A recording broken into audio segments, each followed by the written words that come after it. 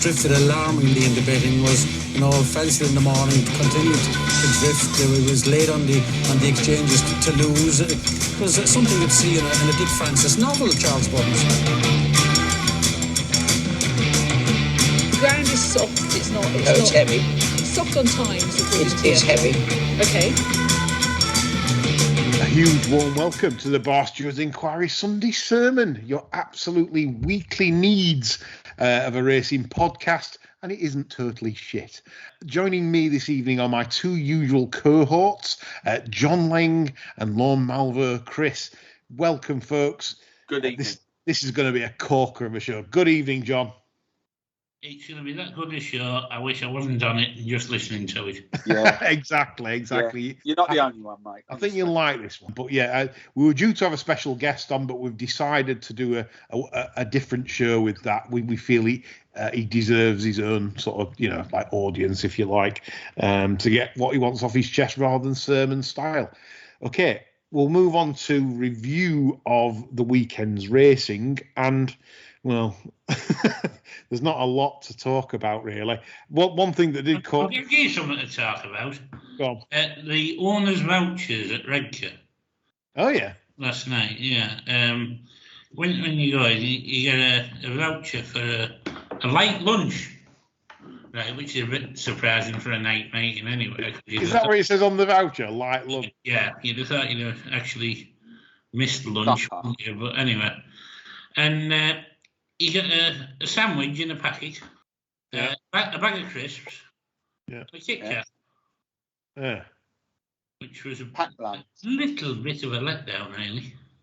Yeah, look, I know it's your local coast, John, but as having horses there over the years, I've never been that impressed. I can remember once going there. I don't know if they still do this, but they moved the owners into the. It was like in back of the main stand, and it was in this room where there was this old bird serving like chili and rice and stuff. It looked like didn't look great, and but not just that. It was just the fact that you couldn't see anything. So literally, owner's suite, you're looking out onto the cemetery, sort of thing. Yeah. There is an owner's facility just past the winning post now, but it's at ground level, so you can't really see the track. You've got to go to CCTV, really. No, it's a shame because Redcar, like, until they had this draw bias, which has plagued them, I feel, in recent times. I've always loved Redcar as a track because that long straight.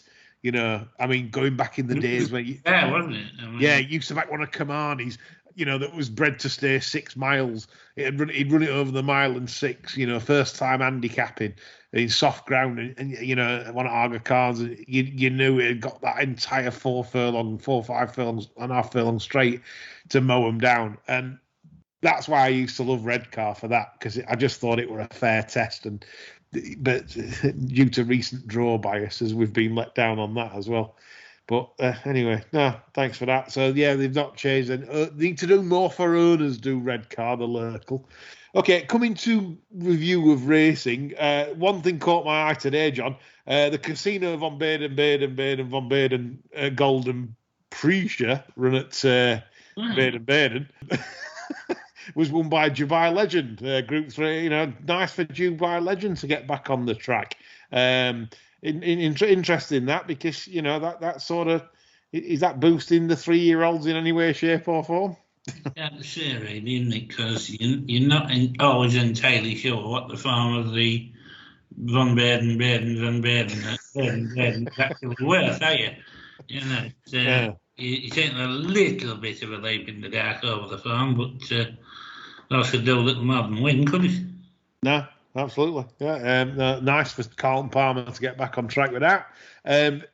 Interesting. I've had a few little moans about a race yesterday. It was the Irish Cambridgeshire, and I'm afraid that Mikey Sheehy in the winner Federal, he rode the winner Federal for the Baby Joseph, chinned the green and gold, the great man Franberry, they gin the nod. The lads in the yard run at 16s and 20s the second for plenty, absolute plenty. It's gone off 13-2, and Federal's chinned it. Near line. I mean, the yard was absolutely, I can tell you, stunned into silence. Devastating for the lads. Yes, I mean the big man was on, the nod was there. Good Evans into 13-2 was done by Federal. For I would presume that Lloyd Williams doesn't really have a bet, judging by the SP anyway. 28. Not how bad news yesterday, that. Good. Shows you the game straight, doesn't it? So a disaster there for the Baby Joseph yard, who were all licking their wounds this morning after thinking that they'd had a lovely anti-post touch. So it's it's the way it goes sometimes in this game. They're not machines, are they? They're not machines, no, far from it. Run on rails. Yeah. Sean's been on, and I take his point. He said a race today at Goodwood, 6 furlong handicap, 150 race, 5,000 to 1. It wasn't a big field by any means, but basically, good price indeed. Off 91, did it nicely after a slow start. He thinks this could run well in the Ayr Gold Cup, and I don't really disagree. This horse has got a lot of talent. Lost its way now for a while. It was formerly rated 110. It took to get it back, isn't it? Yeah, who knows? That just might, It was interesting that Buick. I mean, look, Carver's rode it, Pro Bears rode it. All of a sudden, Buick gets on, and horse just gets its head in front, and under a little penalty for Ayr Gold Cup, couldn't put anyone off at sort of like 20 to 1 plus. Back class. It's one of those that could do it. But as we saw last year with Bielsa in the Ayr Gold Cup, get under that stands rail possibly. Who knows? The draw often key there at the Scottish venue. Yeah, that's about it. that covers the racing review. Oh, actually, no, we'll do that. John, have you heard Jimmy Lindley this week? No. We do like your Jimmy Lindley, so please find more, please. So Thursday. I only put him up to like him. I know. This is thing. It's like if you ever employ John as a paddock judge, you might send him out to 10 meetings, and you might not get a text back after 10 meetings. You're thinking, well, I'm paying him to go and analyse me some horses. You won't get a text, and then one day you'll get one and say, this is the one. So you'd have like Ken Pitterson, favourite looks well. That's all you need to say, don't you? Well, that's it. John literally. That's why I listen when John says something, anything at all to do with. If he ever sends me anything regarding the old paddock, I listen because he doesn't do it often. I might get about 3 messages here myself off him, and they're usually pretty good. This isn't a Jimmy Lindley as such, but it ran on Thursday at Chelmsford, and it. I'll tell you my exact notes. It was a horse called Sunglasses, Simon and Ed Crisford, a filly by Ifraj, and she did absolutely everything wrong. And I mean, if I watched the race, there's no way she could win. In fact, she was 25 to 1 from an SP of about 7 after about 2 or 3 furlongs. She was pulling hard. She missed the kick. Over the mile at Chelmsford, it's what you don't want. And she come absolutely flying through to win in the end. And, geez, I mean, if that filly is not listed stroke group class, I'll start. I mean, she's one to look out for in the autumn. Wherever they send her, she's got no entries at the moment, but wherever they send her, I'm absolutely confident she'll hack up in any normal listed race. I think she's really high class. To do what she did, you don't see many at Chelmsford do that. So Sunglasses really, you can back her with confidence up in class. She's a very good filly. Did absolutely, you couldn't have done more wrong. It was unless you lose 10 at start, which she didn't. But anyway, she got herself behind and pulling, and it never went right for her. But yes, impressive winner if you watch that back. Chelmsford, the 3:20 on Thursday. Review concluded, chaps. Right, John Hines has been on. He wants a feisty show. Feisty show. We're all depressed. with the energy price catastrophe and cost of living crisis. So if you were made God for the day, what changes would you make to the racing media, everything? What would we do from top to bottom? We can start. I mean, where we're going to start? Where do you want to start it, John? What part of racing do you want to start on that we could solve? We could improve. Well, I think for a start, you've got to acknowledge the funding of the sport, how it's funded, and make sure that that particular avenue of funding gets the promotion it needs. Yeah. I mean, at the minute, racing's very keen to disassociate itself from betting, which is probably the most bizarre situation you could ever imagine. It is. You know? Yeah. I mean, that underpins the whole sport, and yet nobody seems to give a shit. You know, they'll try anything, racing leagues, fantasy competitions, you know, sending presenters up north with white jeans on, you name it. Yeah. And radical stuff. You know, nothing seems to be happening. You know, I mean, funding's going to drop through the floor with this gambling review, and as I say, nobody seems to give a shit. You know, I mean, that's where I'd start. Yeah. You know, but I mean, as I say, we've only got an hour for the show. Yeah.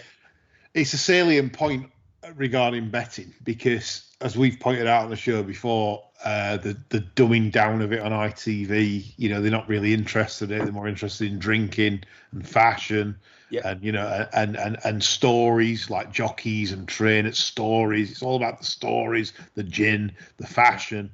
It's not about the betting ring anymore, and basically about, you know, this has been a huge monumental gamble. Or this you know, this horse has attracted. They've dumbed down on that.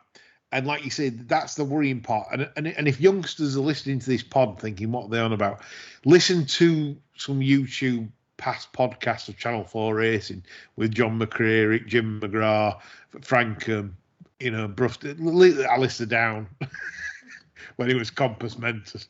And you know, it literally is different class. Like he literally, I wasn't a massive fan even back then, but when you consider that production to this production now, it's all happy, smiley. This is fantastic. Oh, you know, this is amazing. What an amazing story. Nitty gritty back then, didn't you? You know, I mean, nowadays, if you had that, like the Wilco carrier bag man who was going around betting on the odds-on pork on the chases, he wouldn't get any coverage now. He'd be like dismissed as a dangerous crank, wouldn't he? Yeah. Well, actually, you make a good point because if you literally go onto the race course now, we sort of, you know, like, I don't know, 20 or 30 grand's worth of readies, 50s in a Sainsbury's carrier, you know, and you went up to a books and you tried to get, I mean, they'd still accommodate, you have no doubt, going down the line, but imagine ITV film. In fact, like you said, John, ITV wouldn't touch it with a barge because they would class that as irresponsible gambling or mental health problems or something like that. Yeah, or this man's just took his granny's inheritance and just you know, decided to smash it onto a race. Or he's money laundering for the cartels, you know. which is possible, of course. But it makes you. I'm like you. I wasn't an enormous fan of Channel 4, but Christ Almighty, it's different gear to what they're winning out now. You know, bring back John Oaksey. You know, even in his worst days, his worst day is better than the best that they're offering at the minute. It's so bland. It's so kind of cliched, isn't it? I mean, Jason Weaver starts every sentence with "well, look," or "yeah, look," or you know, it is so formulaic. He should be the fucking Green Cross Code man, shouldn't he? Yeah, exactly. Dan Prowse. Yeah, I met him once. Says look, but doesn't fucking listen. Yeah, exactly. Stop, look, listen, wasn't it? There you go.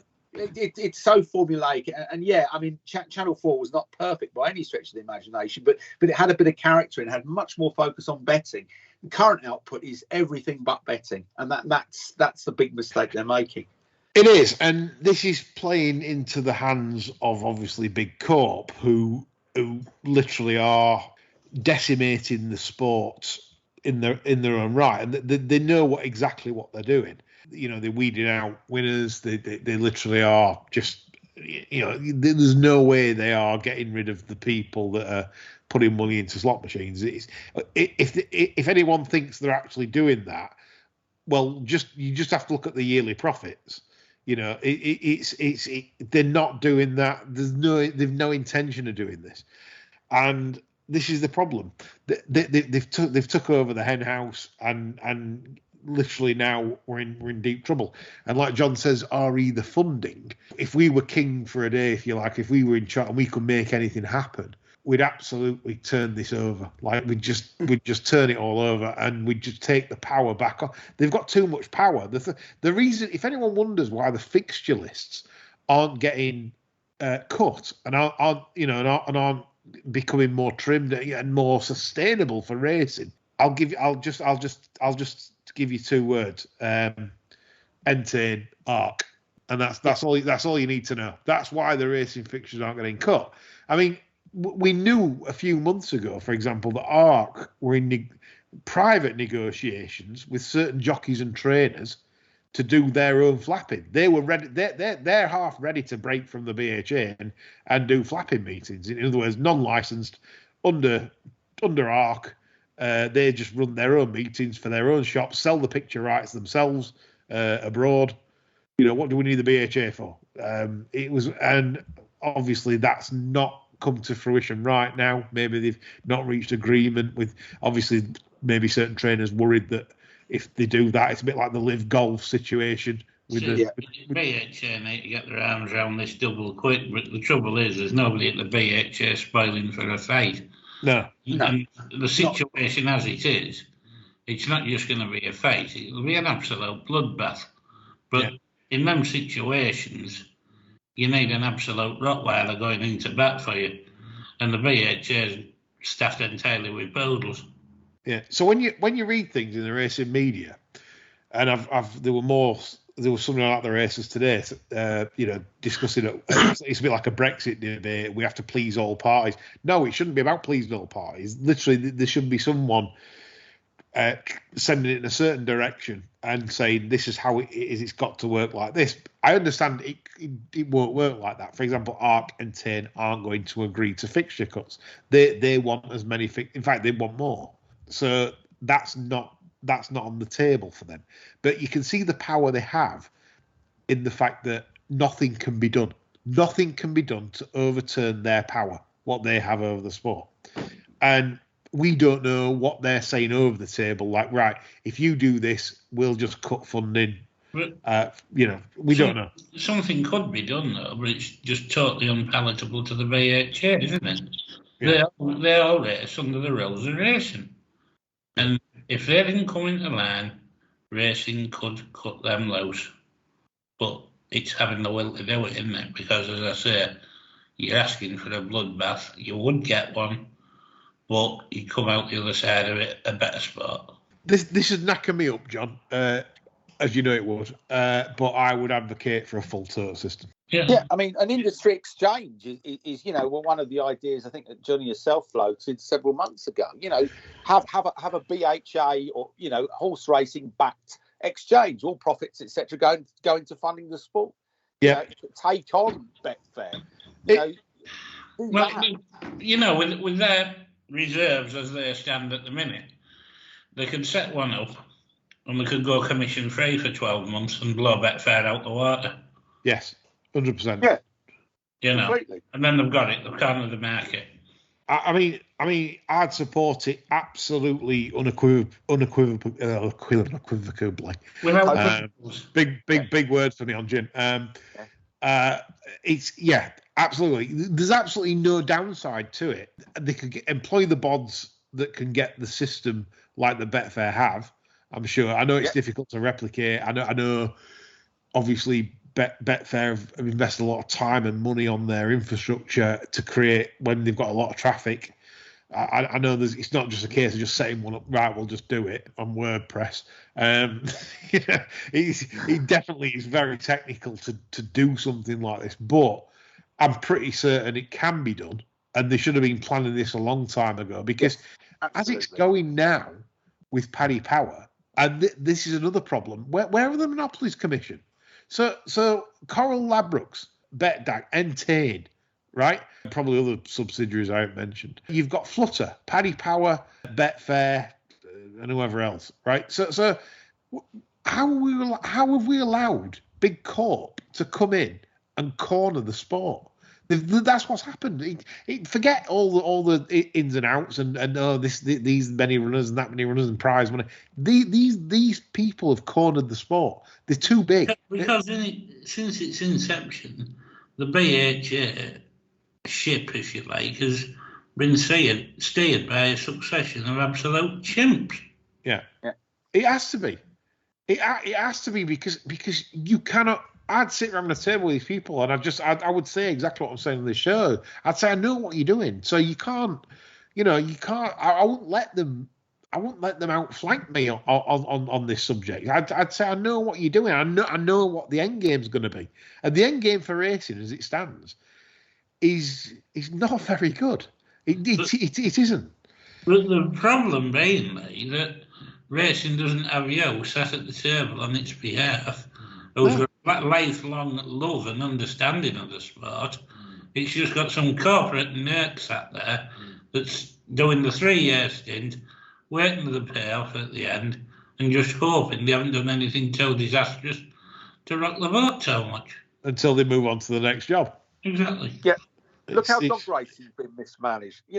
One of the biggest spectator sport. All right, the world's changed. Dog racing's gone down the toilet because of lack of leadership and a succession of sort of career administrators.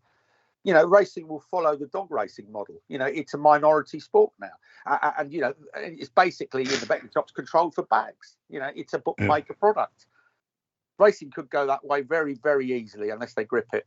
Indeed. So the funding we tackle by, I would say, an alter system. I mean, if we had the power, and we make it a competitive, say 5% turn across the board. We'd really go for the jugular. 5% turn right across the board, run properly.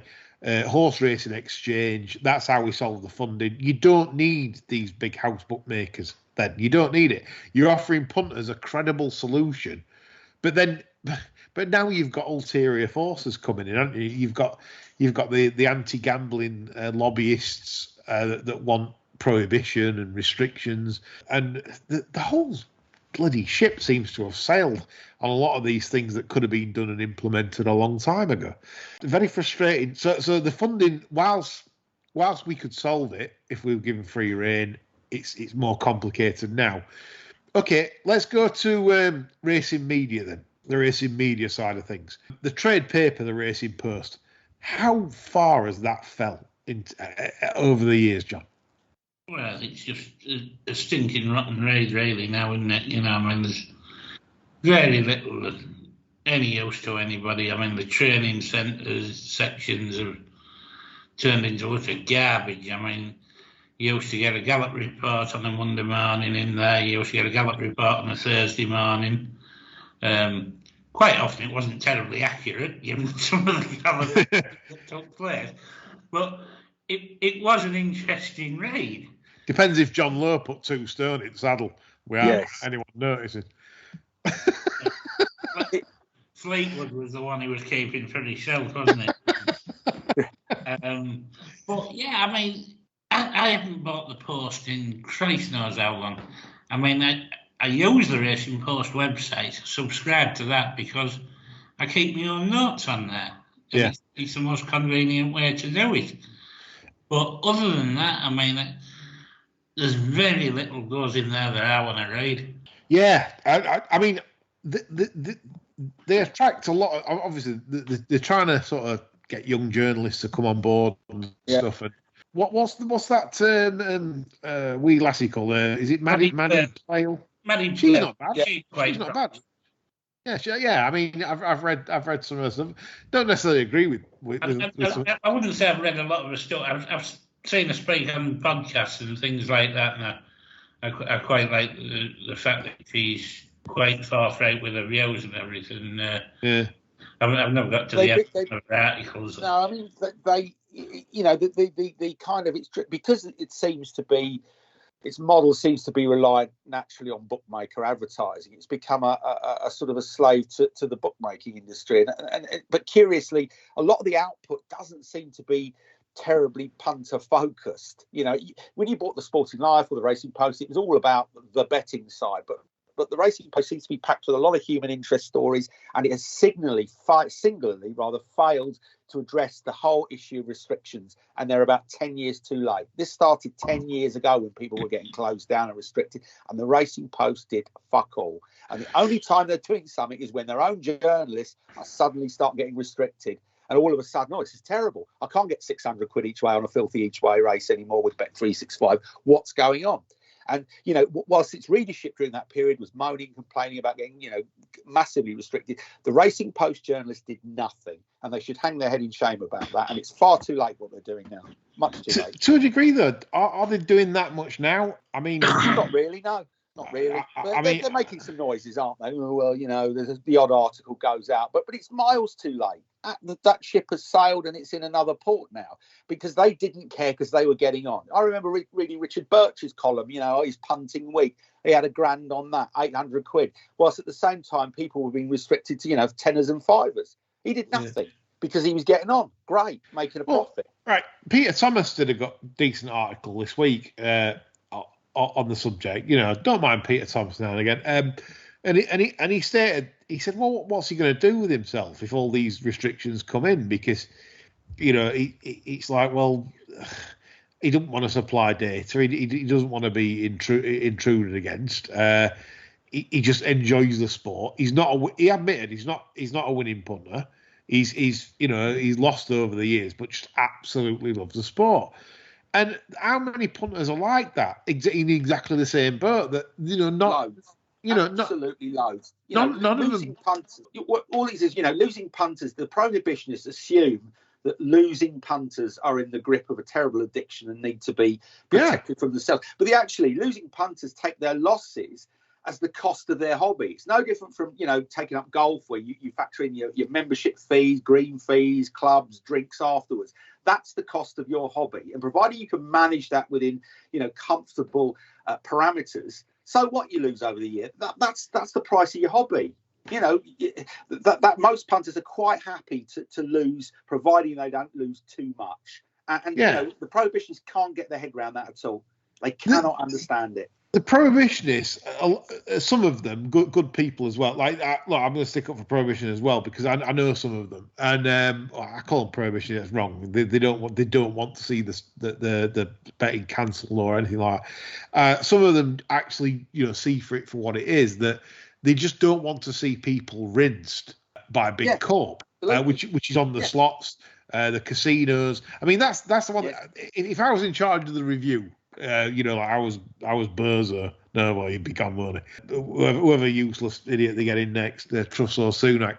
If I was in charge of it, you want to segregate the products, but you've got to ask yourself why the big books don't want this. They don't want to segregate the products. They've never made any noise about segregating any products. Now that's very strange when the evidence is clearly there that in games of chance.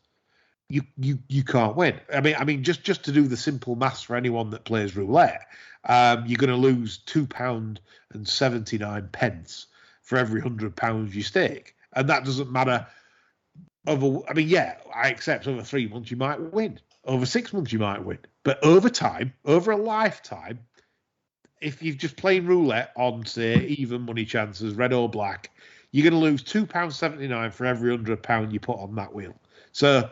As long as you can accept that and play it accordingly, that's fine. However, some people don't accept that and carry on playing, and it's to the detriment. And if I was doing gambling regulation, I would make bookmakers display all odds and chance on games of chance, like in massive letters before you start the game. I would say, but in absolute layman's terms, right, you're playing this slot machine. Do you know you're going to lose 28 pence in every pound you put in this slot machine? Yeah. And then it's fair game. If they still do it after that, then what? Fine. what you don't need you don't need bank statements or restrictions or anything. It literally is just explaining. And I've always said it on this show, it's all about education and educating people to a knowledge level where they're fully aware that this game is going to cause them financial detriment. Might provide them enjoyment, and that's fine. I know people that would be happy sat there on slot machines all day and enjoy it, and that's fine. That's it. Great, brilliant. But with the prohibition, if it, I think that if the requirement to provide evidence of income and expenditure before you have a bet, many people who aren't addicted will just say, well, I'm going to do it anymore. I'm having a bet. I'm not buying a house. I'm not buying a car. I'm having a bet. Why should I send all this data in? And, people like Tony Calvin say, well, if you've got nothing to hide, why do you care? Well, that assumes that you trust the people holding your data.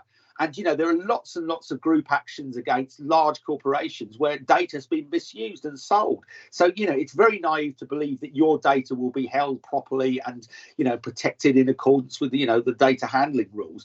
That's not going to happen. And what people don't understand is if you ban something or make it something very difficult, the black market, who is unencumbered by laws and regulation, will respond very quickly. So within weeks, you'll get lots and lots of offshore bookmakers setting up that will be taking debit card deposits, and they will respond. It's like anything criminal or in the grey area. They move very quickly. So, they'll be driving people to the underground market. Inevitably, once you ban stuff, organised crime or criminal groups or offshore, they'll move into that space, and to the detriment of onshore regulated bookmakers. Yeah, it's a sorry state of affairs. So I'm going to drop, as we're discussing sort of like betting companies, I'm going to drop a Barstewards exclusive for our listeners, and I've been handed a confidential email, which obviously I'm not going to respond to any, I'm not saying who it is or whatever, but I know for a fact that Entain have further developed their algorithms on this subject. Now, people are hanging on to this gambling review. I don't understand why people are hanging on to this gambling review, though, because the measures are already here. Punters are getting cancelled, losing their accounts, money frozen, because of affordability checks and also anti-money laundering checks, etc. And to see this, I'm going to read it out. I'm going to read some of it out. It says here, last year, betting and gaming industry leader Entain launched Advanced Responsibility and Care, ARC. Coincidentally, ARC. Their new technology to identify and protect players at risk of problem gambling. Developed in partnership with medical professionals, academics, industry specialists, and data scientists, ARC takes safer gambling to a new level by enabling intervention in real time before harm occurs. The technology is much more than a single algorithm. It's a suite of tools that works alongside and with customers to protect players. Now, this is their new model. They're basically, this is what they've recently developed, and this is a red flag. I'm sorry. People are just waiting for this gambling review, thinking, we might get a decent result here. No. This is immersion. This is forget the they might say we don't need to provide documents, but no. Forget that. They've already beyond that. They're already doing it, and they're already enhancing what they've already got, and they're demonstrating this to people right now, people of importance. So punters, this is a red flag. This is bad. This is really, really bad. And another thing that adds to this is that a Bet365 mole of mine, Denise John, tells me they are literally no longer focused on UK racing. It's absolutely peanuts compared to their operations here and abroad on other sports. And the market they're attempting to crack right now is Brazil, which they say will be massive in terms of football betting. And that is purely where their focus is right now, is obviously lobbying the bent Brazil ministers and politicians to get their claws into Brazil and get their offering on football markets. It shows you this is where I'm angry, because our sport, they don't care about our sport anymore. They've crushed it. They've beat it to a pulp. They've got rid of people that's fleecing them online. They're not interested. It's racing's as it stands. I'm sorry, yeah, with all the cost of living crisis coming up, I'd like to be more upbeat, but I'm just trying to be pragmatic in terms of what I'm told and how this is going, to warn you that this is not good. While the racing media all sit on their arse and do not, like Chapman, where's this show? I mean, we keep asking. He says, don't stress, it's coming. When's it going to come? When's this show going to come that's going to speak in favour of punters? I'm the fucking Tory Hustings, isn't it? I'm going to see the Tory Hustings. I mean, that takes some beating. The world's in crisis, and the Tories are going around the country on a tour bus talking, I mean, it's a joke. Honestly, I find it an absolute joke. But yeah, so Chris, it doesn't look good, does it? No, it doesn't. I mean, I just don't. I'm hoping I'm being overly pessimistic, but all the signs are such that regular recreational punters are going to be put through so many different hoops in terms of providing documents. I just think loads and loads of people will just say, well, fuck it, I'm not going to bother. It's not that important to me. It's disappointing, but why should I do all these things just to have a bet? And I think a lot of bookmakers are quite naive about it. There are a lot of bookmakers come out and say, oh, well, you punters, you'll do anything to have a bet if you're in the grip of things. They're not. Most people, a lot of people will be saying, well, I can't be bothered. I'm having a bet, for fuck's sake. So yeah.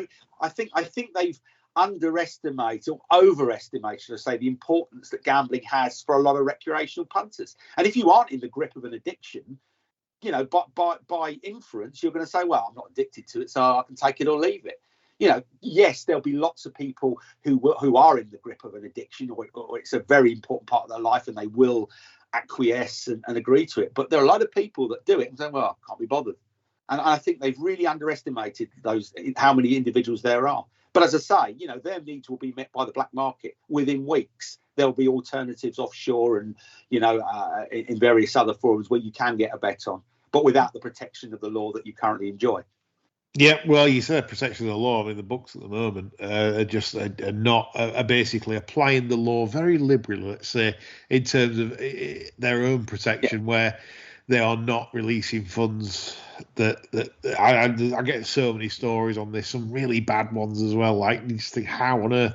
The recent one was a Unibet case where, it's like husband and wife. So basically, I think it was his wife's account or whatever. Maybe he set another one up and he had one, whatever. And obviously, because they see money transferred between each other, the wife's account's got froze, and they won't pay. They say no. I know he's still nonsense, isn't it? I mean, it's like if he's lost that money, it's just that's the rubbish bit. I agree. Like me and John spoke to Jeff Banks at York. Yeah, and there's one bit I agree with Jeff. Like collusion does go. I know like people took the piss about collusion and so, what happens if it's a tipster that puts out 3 horses? Yeah. But genuinely, there are people that have set up God knows how many accounts. You Chris, you know this. Like you might have 10 different accounts with, say, Jeff, right? Yeah. And all hitting it literally at the same time. Yeah. Bang. Because that's so they can get 10 times the amount on that they should do. Yeah. Now, I'm not saying that happened in the Jeff Adam Bunn case. No. Jeff won't release further details on it. I've asked him. Adam Bunn told me his side of the story. And, it's one of them. You can't, I don't know, I ain't got enough knowledge, but certainly I get that. I get there's bookmakers that get absolutely fleeced by this. And so I also considerate to their on things like this, but I also know that there's punters that have been very unfairly treated and are caught up in the net in this, and it needs to stop. And racing media needs to do a hell of a lot more than it is, because they're a disgrace. Chapman, all of them do nothing, absolutely nothing. It's too little, too late. They don't want to rock the boat, because they work hand in glove with bookmaker representatives, owners, trainers, and it is a. you know, it's a microcosm, isn't it? And nobody wants to step outside and say this is wrong. And, you know, there are a few notable exceptions. I get that, Lydia, etc. But it's still too little too late. They should have been doing this years ago. It started with restrictions, which happened over a decade ago. People were getting accounts shut and they said nothing, absolutely nothing. And it's shameful. And I'm afraid that they're far too late now. It's no good. Even if they start now, today, banging the drum, big campaign, that ship sailed. And that's the failure of leadership with the BHA and the failure of imagination on the part of, you know, so-called racing journalists. Yeah, if I'd have been the Jockey Club, I'd have been applying for a casino license. And on Jockey Club race courses, you could perhaps have physical casinos in the establishment. You'll on it, Redker. Yeah, I mean, the USA model is exactly that. That's why they have massive prize money, because of the casinos. You turn. I once went to a meeting at Calder. It's now called Gulfstream Park West, just outside Miami. Literally, there must have been about 100 punters there, like for the afternoon card, but they're all upstairs playing poker and in the casino. So that's the thing. The casino is rammed.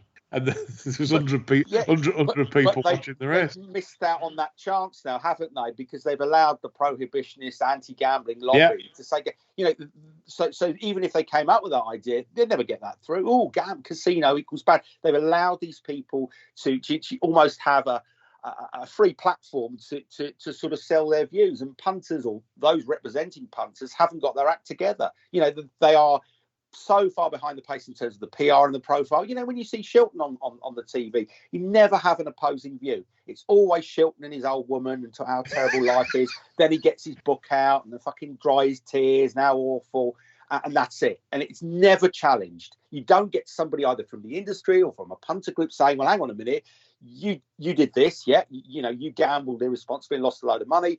But here are some people that either don't lose very much, it's the cost of their hobby, or win money. But it's always unchallenged, you know, and that's the narrative.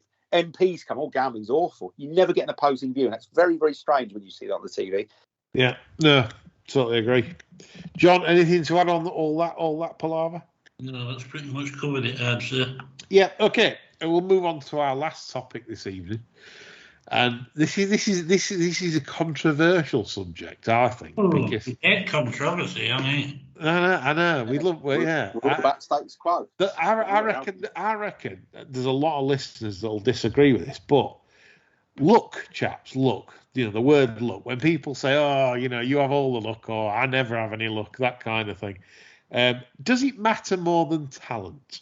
20 times as much. Yeah. And it's interesting because so both of you think luck is more important than talent. Yeah, luck beats it all. Right, and you know what? I'm being totally honest. I would have completely disagreed with that. I'd have just said no, that's absolute baloney.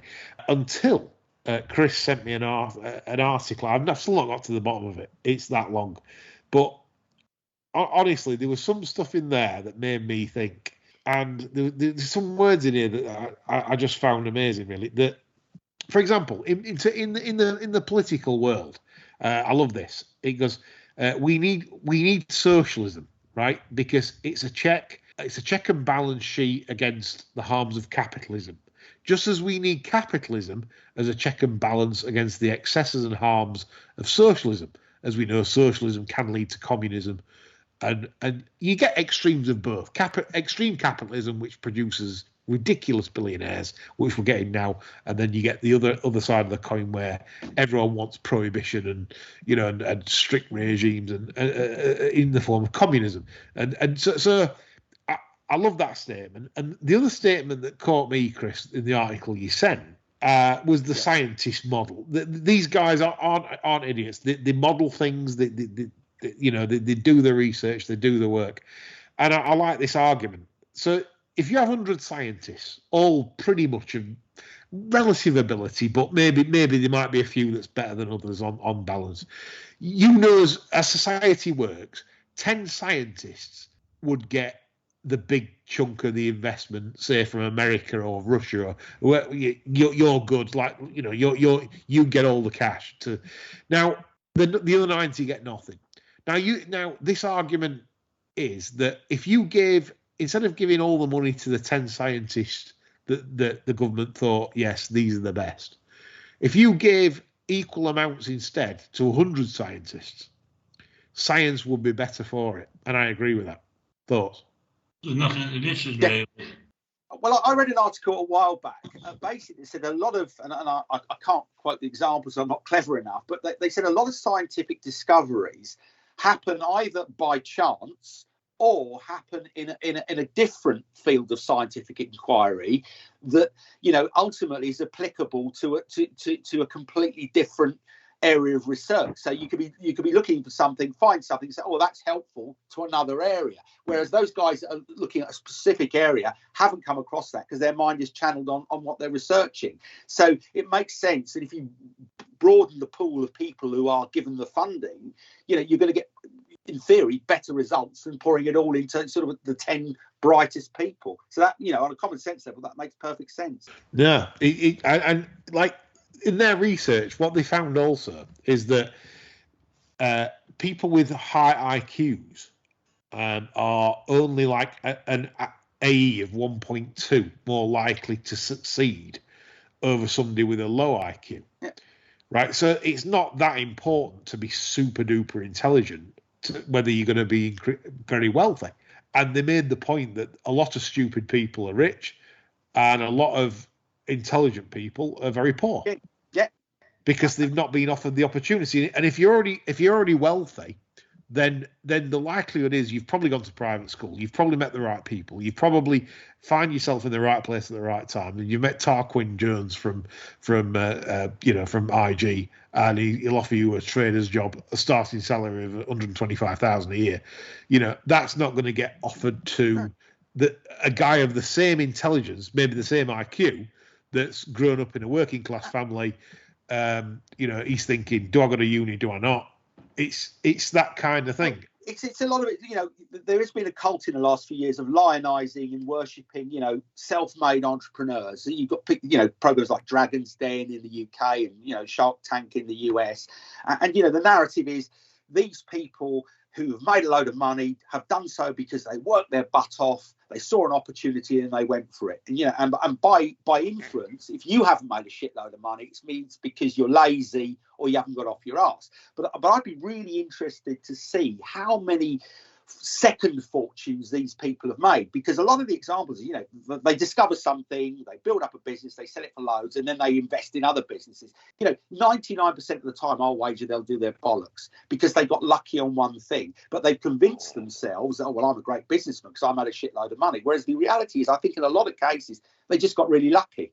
You know, look at an example, Vidal Sassoon. Yeah, he revolutionised women's haircutting in the 60s. There were people cutting the same styles and more innovative styles than Vidal Sassoon before him, but they didn't get themselves out to the West End and meet models, etc. So they didn't, you know, get their name attached to those hairstyles. Now, people will say, oh, well, Vidal Sassoon had to get up and go to network, and, you know, these other people cutting hair didn't have that vim and vigour. But ultimately, you know, there was a lot of luck involved in a lot of success stories. So, I completely believe that luck plays a huge part in you know, financial success for sure. Yeah, and there's a case in point, a recent one, with I'll call him a friend of the show. He's been on the show, Anthony Comiscus, very intelligent fellow. Yeah, I know, I can tell smart people a mile off, and literally he is very smart. And he obviously landed a very big bet. Was it with Betfred? He was with some. I can't forget the online. It was a fortune. It was disguised under a 19-year-old student that suddenly had this big lucky 15, lucky 31. It come up. I think it paid. I don't know how much it paid, but it was in the hundreds of thousands. But and I think he came to an out of court settlement with them. But he even described that as basically setting him up as a no problem, you know, bookmaker, you know, buying all the pictures. So like you say, I mean, the thing is, you'll know, Chris, you've known me a long time, and you know, I know my stuff. And the thing is, it's all about landing the big bet at the right time, isn't it? Yeah. I mean, the thing is, there'll be horse punters out there that'll be as clever as me, and they'll be in fact better. You know, I've probably better form, whatever. But you just, I think you need that luck. You need that. You need that. Absolutely. A lot of it's chance encounters. That lots of people who've made money punting, who've relied on information, have done so through chance encounters. I used to, years ago, my family used to know a publican that got close to, I mean, this is going way back, Manny Mercer, right? Joe Mercer's brother, who was obviously sadly killed at Ascot, I think, one day. And, he was telling him loads of winners. And that was just a chance encounter. And he made so much money, they got enough money to buy a pub. Then they went into bookmaking. And, they are extremely wealthy family. But prior to that, had they not met Manny Mercer, I dare say, that they would probably have not been wealthy. So yes, hard work and skill plays a significant part. But, that dumb luck just comes to some people and not others, I think. Yeah, it could be. I mean, if we're talking in monetary terms, in terms of luck, I mean, it could be inheritance. You could just land on your feet from some kind of random inheritance. I forget who it was, Lee, but the lad who sourced a cert for Robert Sangster. Yeah. And I think he got him for a ridiculous price at the early sales. It was something like $28,000. Yeah. And on the spot, Robert Sangster gave him 10% of a cert. Yeah. There you go. Now, a cert won the French Derby, the Irish Derby, second in the King George, went off favourite for the Arc. And it was like a 15 million syndication after the Arc. Yep. There you go. Thus, are millionaires created, Yeah. And often I think when people do get lucky and make a lot of money through that, there are very few people, and I've come across quite a few, who ultimately fail to believe that it's down to luck. Very few people say, oh, well, I just got lucky. Most people have in their minds convinced themselves that they have some innate quality or skill that allowed them to benefit from this outrageous fortune. So you kind of change your own view of yourself. Well, I'm actually lucky. Well, that's skillful. Well, actually, no, you're just lucky. No one wants to believe that they've just got lucky as a result of dumb chance. Yeah, because that's it. It's like, and it's a perpetuation. Because if you say like if you come into racing and manage to win, I don't know, 200,000 your first year betting in cash on course, you probably think you're a genius. Yes. Yeah, you're naturally going to think you're a genius. You could have just been lucky. Yeah. That's the thing. Same with business people that make that money. How many make 2 or 3 fortunes after that? Very, very few. Yes, there are high profile people that continue to grow their wealth, but a lot of people just simply rely on that one piece of luck that gave them a life changing legacy, and the rest of the time they end up property development, doing their bollocks on this, that, and the other, because intrinsically they are not as clever as the level of success that they've had through chance would suggest.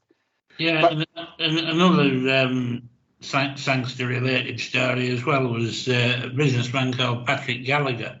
Yeah. Who was actually in construction. He made a lot of money in construction. Yeah. And because he was attracted by the success of the Sangster syndicate, he wanted in. Yeah. And he was biding his time until he was absolutely sure that he was going to buy into the right one. Yeah. He bought into Try My Best at about £250,000. Yeah. And that was at the end of the 2-year-old season. And when we get to the spring of 1978, he sat there at the races and he watched his investment crash in about a minute and a half. Yeah, there you go. There's quite a well-known story, probably apocryphal, involving Sangster and some of his chums who were playing golf at the Sandy Lane hotel golf course in Barbados, and there was a chap in front of them, possibly a Japanese fella, that was really, really slow. And Sangster and his chums were betting sort of 10,000 quid a hole, playing serious money. And eventually they caught up with this Japanese guy and they started to tear into him and say, you're too fucking slow. We're proper people. We're having 10 grand a hole. What the fuck are you doing? And the Japanese guy, who I think ultimately, through a translator, said, well, 10 grand a hole. Yeah. He said, Sangster says, come and join us if you got the money. Ha, ha, ha. The bloke said, well, how much are you worth? And he says to Sangster, and Sangster says, I don't know what it was, 100 million. And the Japanese guy got a coin out of his pocket and said, I'll spin you for it. And until it was whispered in the front of Sangster's ear, this bloke was worth billions and he could buy them all out 10 times over. And Sangster melted into the background when the guy got the coin out and said, I'll spin you for your fortune right here. How about that for balls? Exactly. Yeah, that's it. I mean, look, we've highlighted what do listeners think to this. I mean, get in touch on the Barstewards Twitter feed. Luck or talent. I mean, obviously, I get that you've got to have you've got to have a brain cell. Yeah. But at the same time, like we've just pointed out, there's very intelligent people never get the breaks, never ever get the luck. And you've got to get yourself out there and make your own luck. And there is a lot in that. A lot of people will get themselves out there, network with people and create the opportunity or the circumstances where they can get a lucky break. But the narrative and all the business books and the self-help books suggest that if you haven't made your fortune and you want to do it, it's because you aren't working hard enough or aren't clever enough. And that's simply not the case. The country's full of salesmen that work 80, 90 hours a week hammering the phones who get fuck all. Who are very motivated, very talented people, got good interpersonal skills, but make nothing because they're not in the industry where they're going to be rewarded, and they haven't got access to the industries that are going to pay that kind of money. And that's just, equality of opportunity. That's luck, where you're born in life. It is. If you've not seen Wall Street, the film, it's Bud Fox and Gordon Gekko. Yeah, Greedy's good. Yeah, Greedy's good. That was Bud Fox got his breaks. Yeah. Until he crossed Gekko. But there you go. That's a great film, that was. Okay, I'm going to the show there. If you'd like the article that Chris sent me, just DM me on Barstewards and I'll send you the link. It's very long, isn't it? It is very long. Trust me on this.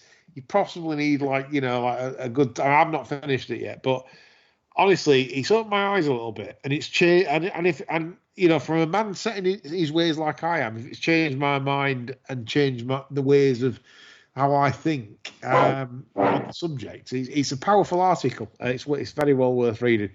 Hope you enjoyed this show. We did. It's a little bit different from the norm, but we didn't have much to talk about on the racing front, so we compared everything to racing with the BHA and slagged them off as usual, and got that in. So hope you enjoyed it. Me, John, and hopefully Andy Richmond back Friday with try and get Davis in, I think, this week on Friday for the normal show. That's all from us. Bye for now.